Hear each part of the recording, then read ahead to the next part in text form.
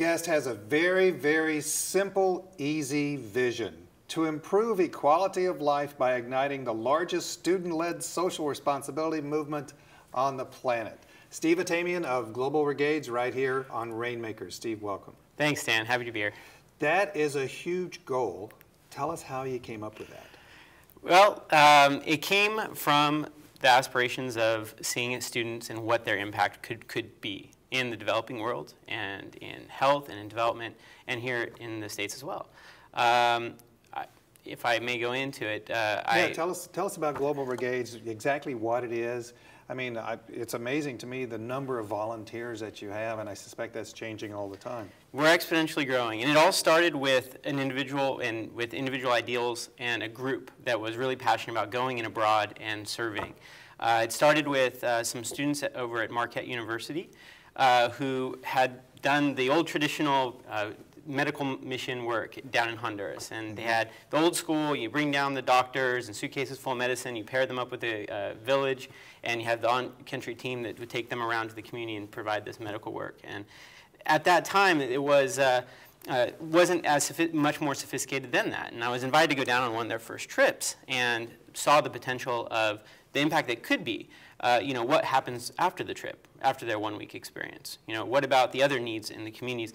We talked to the in-country people that were leading the organization in Honduras at the time, and knew that we had the infrastructure there and the relationship with the communities to do more. So I went back home, and we helped identify other students from other campuses to replicate the model of the medical brigades. So I went back to my alma mater, USC, and University of Michigan to replicate what this was. And I want to understate this. I didn't do much to this. We built a website called medicalbrigades.com, and all it was a simple step-by-step guide of how students can go onto their campus and replicate preparing for a medical mission trip. And what we did was, with the simple goal of, okay, let's bring down another school 3 months later to come back to this community. And let's hire a full-time Honduran staff to perpetuate it when the students aren't there. Mm-hmm. So we met our first goal of setting that up and bringing down USC and University of Michigan a few months later and hired a full-time employee. And over time, started building more momentum on other campuses, replicating. And we became a voice for that student movement. And the students, not me, not you know, this, but the students would come after interacting with those communities, hearing community needs, start developing out other types of solutions. And we went from medical to water to microfinance, public health, and architecture, all with the idea of enabling students, empowering students to make and be that change in the world, and creating infrastructure on the ground that would allow them to be successful. And that requires having local people, community buy-in, community dialogue. And the interesting aspect of it is, yes, the mission and that vision of creating that large social movement is to ignite that passion within students to be able to help. But the real change in what's happening is, in that interaction that's happening, is with the community members' interaction with them, learning from them, learning as much from the experience as the community is learning from them, having that mutual dialogue and discussion to perpetuate the programs. Every project we've developed, water, medical, business, anything that's been done has been because of that dialogue with the students and the community members. And we have an amazing, amazing in-country team to implement. Steve, this is a huge undertaking, though.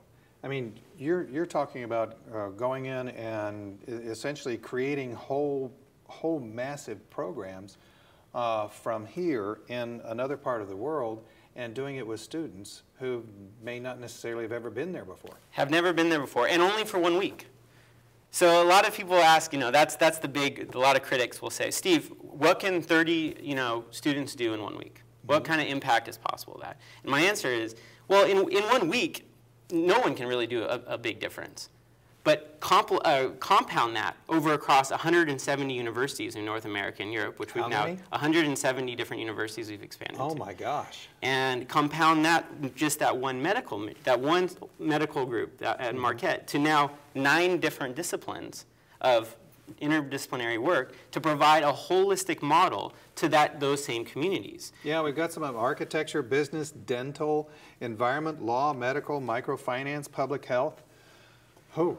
It's exhaustive, but we recognize that every community has different needs, and the students in and of themselves aren't able to do it all themselves. We have to have that in-country team there, and we have to be able to provide a holistic method in order to really improve the quality of life, to meet that other aspect of our vision that you had talked about, the equality of life. What is, I guess, who's the main beneficiary here? Or is it the people on the ground in the community that you're helping, or is it the student who's going there? Is it the university who gets to be able to tout the project that they have?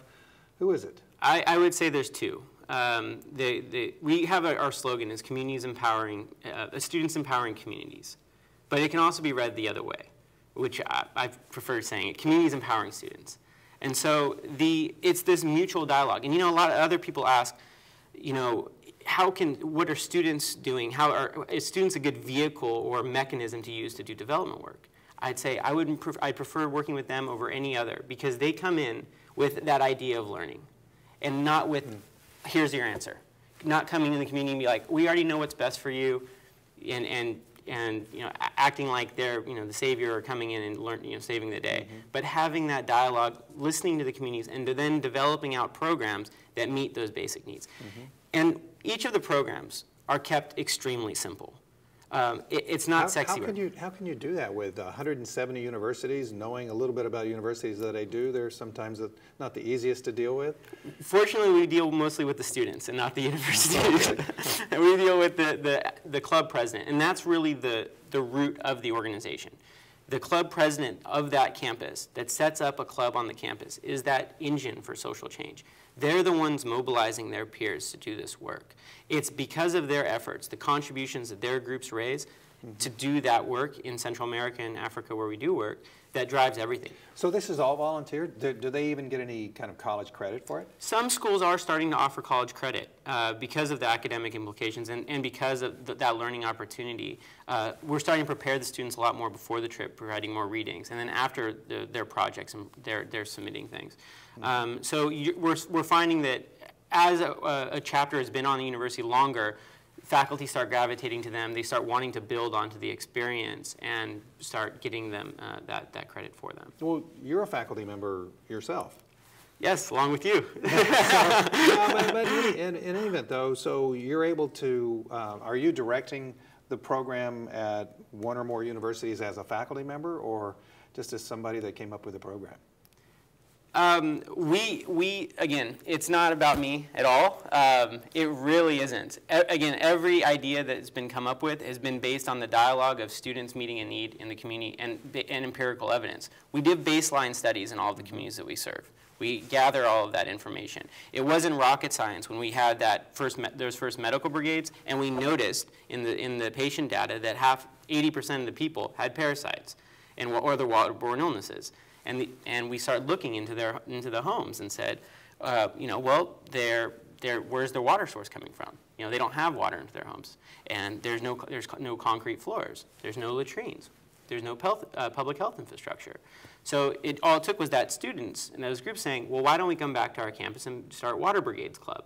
And then we partner them with the local technicians and local professionals to build complete water systems.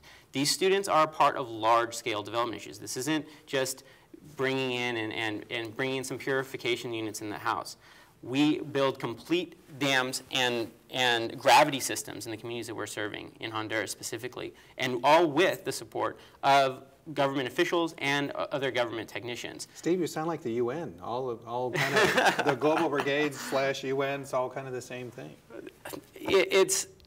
I hope that it can be perceived as again, not a big bureaucratic organization, because really it's very, very decentralized. We have a very, very small team in the United States. It's just 3 or 4 of us here working on helping the program leads and the in-country teams that are really the ones driving a lot of this with the student feedback. That's where the rubber hits the road. That's the magic, and that's really the culture that we infuse. Where are your teams located? We have a team in Honduras, Panama, and Ghana. And there really isn't a lot of necessity for expansion for us. We've identified core communities that we feel that our our programs can serve the best, and we focus in on that. We bombard these communities with service after service after service in terms of to meet that holistic need. And we don't feel like stretching thin and being in 100 different villages across, Asia, North America, Africa. It would dilute what the purpose is. Development is a long, long process. So we have to be in those communities for a long time to perpetuate. You're a really, really young guy. How'd you get so smart so fast? No, I look younger than I am. I've been out of school now for 8 years. So and it wasn't, and again, not me. I'm only here trying to tell the story of what these students have been able to accomplish and what these communities have been able to do with them. What's been the toughest challenge for Global Brigades, first from the student standpoint? That transformative experience of a club president, to know that they can make a difference and that they can make an impact, is that challenge. It's all in the head of the club presidents and the participant. It's like, well, what can I do? I'm not an engineer. How can I affect water?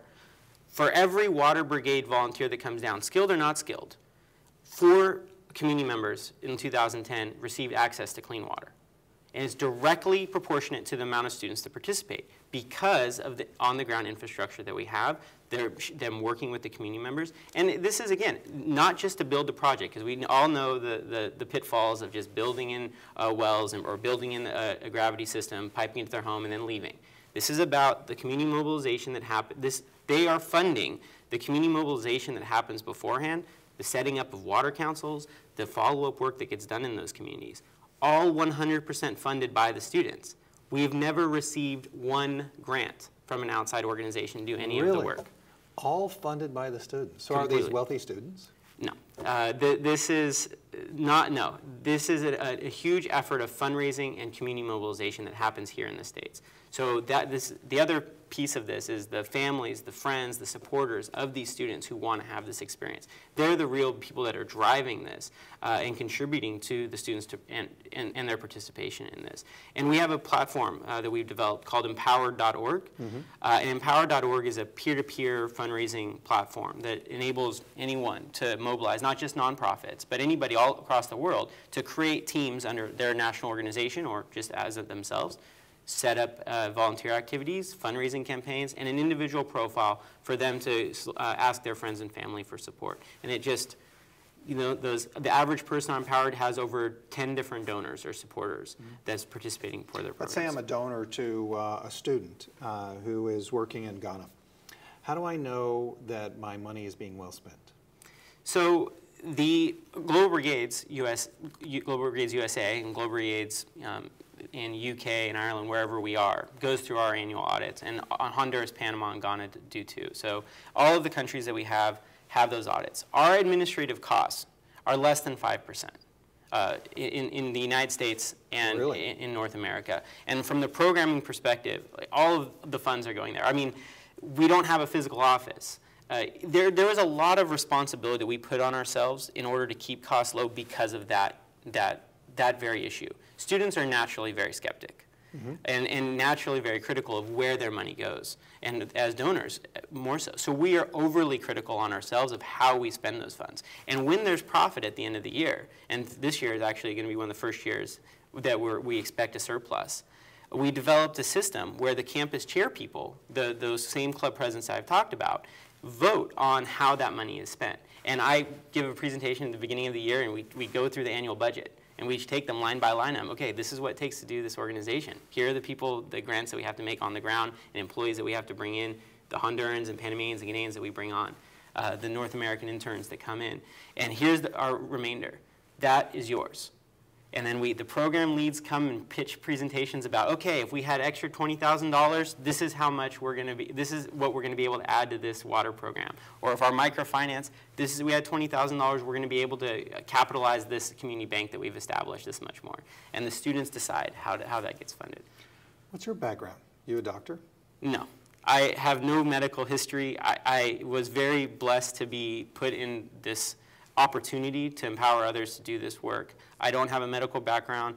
I was a business student and my double majored in business and international relations, a multidisciplinary background. I went through college pretty disenfranchised with business. I was more of like advocate or more into the social issues.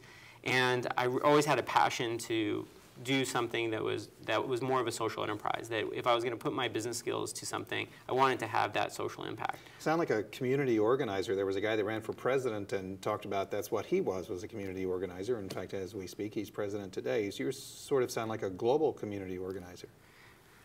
I don't know how I would position myself, but but. All right, well, let's get back to Global Brigades. We talked about some of your toughest challenges from a student standpoint. What are some of the best success stories that you can tell everyone about at Global Brigades? It's the impact.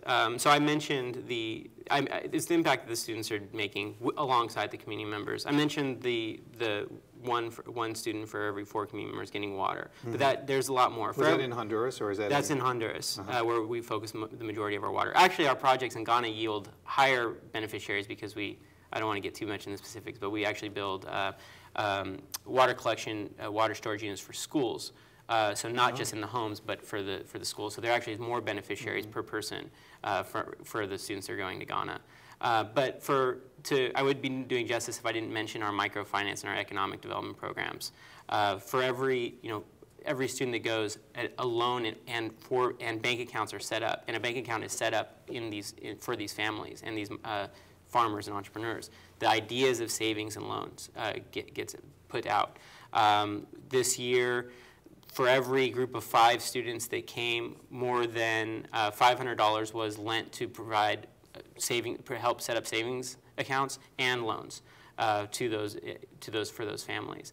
For our Law Brigades program, for every 5 to 10 students, we're able to title land for people in those communities. That's a huge issue in development for so many people, especially with regard to women. Women have never been able to own land before. But are you finding that in Ghana, Panama, Honduras, that there is more of an interest from women in owning land themselves? In Panama is where we focused that effort. We haven't done that yet in Honduras and Ghana, that initiative. But yes, when we were just goes back to it. We didn't develop out. When we started Law Brigades, we didn't say we're going to do land rights, right?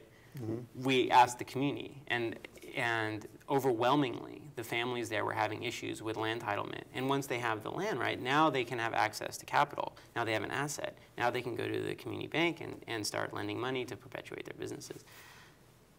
So, I mean, I'm so curious as to not only the numbers, but actually right now, how many people are in the program? How many students? There's about 5,000 annual volunteers that participate. Really, and how long has the program been going?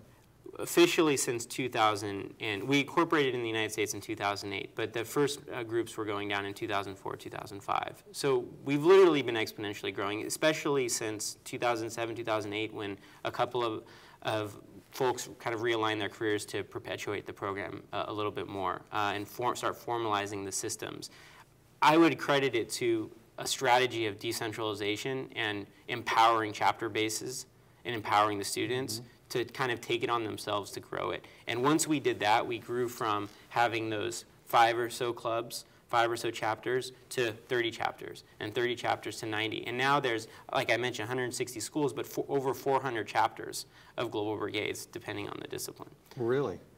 Are you finding that more students come out of business that want to do this, or more come out of medicine, or more come out of any one field that want to do this?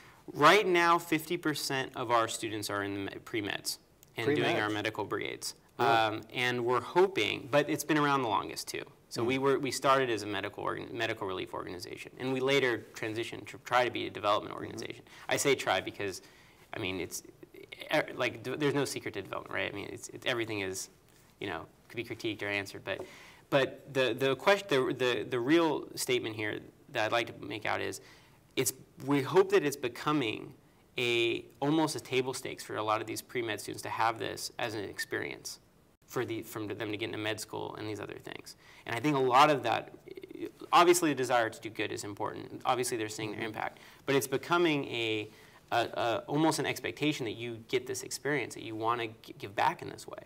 And that's been within the medical field, the idea of medical missions, for a long time. But for the business students and for the engineers or architects, We hope that we're creating that culture. When we started 7 years ago, there was no such thing as a business brigade. There wasn't that type of business consulting in the communities using students. Didn't exist. We're trying to breed that culture of giving into all of the disciplines on that school to work together to perpetuate it. So if I'm a student at Marquette, let's say, and I wanted to go do something in Ghana, could I just go do it? Do I go to the chapter and say, hey, I want to go do microfinance in Ghana? If they would go to their chapter at their school, so if there's a microfinance brigades chapter on their campus, if there was, I'm not sure if Marquette has that program yet, but if there was, they would be able to go with decide as a group whether or not they were going to Ghana, Panama, or Honduras to participate in that program. They set the dates of when they're able to make it. We accommodate all that. If it doesn't exist on the campus, that's your leadership opportunity. That's when it's like, take it upon yourself to establish this in your school. Here's the website. Here's all the resources in the world to help empower that student, that interest, to form it on their campus. Because if there's any takeaways, any student with the passion and drive can fit into our program to take what they're interested in and what they're studying, to apply that interest and passion to be able to help people. When I go on the website, I see all of these different programs, but the one that kind of intrigues me is architecture. You know, when I think of architecture, I think of big buildings. That's probably not exactly the same thing, though, huh? We just finished a pretty large-scale construction project, architecture program. How that program works is we have design competitions. So that students from architecture brigades clubs compete in a design competition for building a school.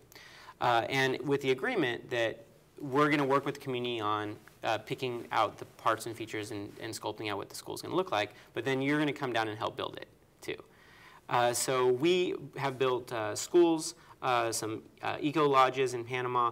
We're working right now on the next project, I believe, is a community health center. So a lot of it's all about sustainable agriculture, using local materials, like making the buildings green and exposing the students to those very interesting architectural and design strategies that are local and native to those communities. And that education process, it's actually one of our fastest growing programs. Really? Yeah. What happens when the students leave? Regardless of what their program is, the students leave. Do the people pick up where they left off? That's the key to it, is that they can only accomplish so much in that 8 days. So we have an amazing on-the-ground team of Hondurans, Panamanians, and Ghanaians that perpetuate the program in the communities, perpetuate those relationships when the students aren't there. And then when the students come back at the next club, they kind of pick off where they started. And you can take a completely large-scale project, like a water system, and cut it up into pieces so that that first group of students takes on this. Our team members stay there and work with the community while they're not there. Another infusion of capital and resources and energy come in. The students leave. The Water Council keeps working. And over the course of 6 or 7 different brigades, an incomplete water system is complete. And people went literally from drinking out of rivers to having chlorinated, filtered water coming from their faucets in their home. Wow. So you've got the overall vision of the project from start to finish. The students may come in and just do a piece of it. That's right. And the people in the local community, let's say in Ghana, they're in contact with you, or they're in contact with people there on the ground, of your team on the ground, or who do they work with? The team on the ground. Yeah. How have the local governments been in working with you in Ghana, Panama, and Honduras? I'll give an example of Ghana. I arrived in Ghana, my first day arrival in Ghana, the team there had, within a week, set up a meeting with the Director of Ministry of Health. We walked right into his office, gave him an explanation, gave him some materials, and he wrote a letter that basically said, connecting us with any one of his field representatives in his different provinces as an open door for us to work with them. They've been absolutely amazing and supportive. We believe it's critically important that we work and understand the goals of the public health officials of those local provinces and communities before we do any work, and see where we can align ourselves to complement that, not take over, not substitute, not how do we complement your objectives working with those needs in the communities. Do some of your students come from Ghana, let's say, again, just using that as an example, and they may be a student at Marquette or University of Tennessee or Cornell or wherever you might have a program, and they say, hey, I want to go back to Ghana and help my home community? We haven't had that yet for Ghana because we just started in Ghana this last year. But for we have some amazing Honduran and Panamanian club presidents on our individual campuses. And oftentimes they rise the ranks quickly on campus, right, to be the club president. And they've just done an amazing job mobilizing to help their own people. So this program is truly global from start to finish, from those who are involved everywhere. Absolutely. The only part, I guess, is mostly centered on the Western Hemisphere and Africa now. No real intentions to go to India or Asia, although what we'd like to do is trademark some of, not necessarily trademark, but create processes and document what our programs are, how do we engage our volunteers, and how we build in-country teams, so that we can set up an office in India, not to necessarily bring in U.S. students to India, but how do we mobilize Indians to help other parts of India and mobilize the people in those larger cities that are these more developing countries, India, China, Brazil, who have a large base in the main cities that could have the desire to go and help their own. So hopefully that's the way we expand. The environmental program is actually focused in Panama. That's where we've identified actually the most environmental needs. And we chose, a lot of people ask, well, Panama, isn't Panama like Miami now, like with this growing city? We chose Panama very intentionally. It has one of the second largest Gini coefficients in the Western Hemisphere, the disparity in rich and poor. There is that thriving metropolis, but you literally go 20 minutes outside the city and you see a lot of poverty. And starting to see some corporations coming in, buying up land, doing reforestation, but it's really teak plantations and these other things. So these people, environmental protection and knowledge of environmental impact is a huge portion of their interest as well, because a lot of these community members where we're working are seeing these businesses come in, taking up land, or just doing raising cattle or doing these projects, but are very interested in sustainable agriculture, waste management, reforestation. They're actually the ones that we're pushing the envelope to have those types of programs. And the students, again, came in, infused capital, energy, and helped mobilize them to finish those projects. Unfortunately, we only have about 30 seconds left. Sorry. 5 years from now, Global Brigades, what's it going to be? 5 years from now, I hope that we have a blueprint to how to successfully engage high-impact volunteerism. That can be replicated into any of these countries that we're working in outside of our particular operations, and that we have that open source method that anybody anywhere in the world could pull upon to implement meaningful programming. Steve, thank you very much. Stan, thanks.